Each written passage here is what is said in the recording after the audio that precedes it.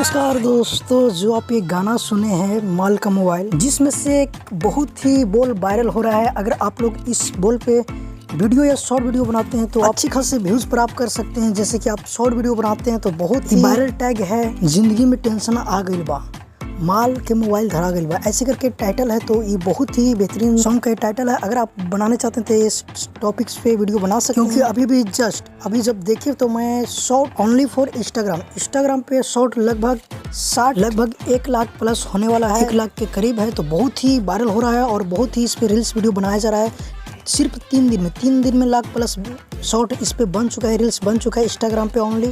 तो बहुत अच्छी खासे इस गाने के रिस्पांस मिल रहा है। तो जाकर आप लोग एक बार जरूर बनाइए अगर बनाते हो तो। और खेसारी लाल यादव के एक और सॉन्ग आने वाला है जो कि आज या कल पोस्टर आ सकता है, जो कि देसी लुक में नजर आएंगे, जो कि ढोलक बजाते हो। और मैं बता देना चाहता हूँ कि रंग दे बसंती में बहुत ही एक बेहतरीन सॉन्ग किया गया है, जो कि दिलेर मेहदी ने वो सॉन्ग को गाए हैं, जो कि बोल कुछ ऐसा है, हनुमान जी की जय, राम जी की जय। तो ये बहुत ही हिट लेवल का सॉन्ग है, जो कि बतलाए हैं इंटरव्यू में खेसारी लाल यादव।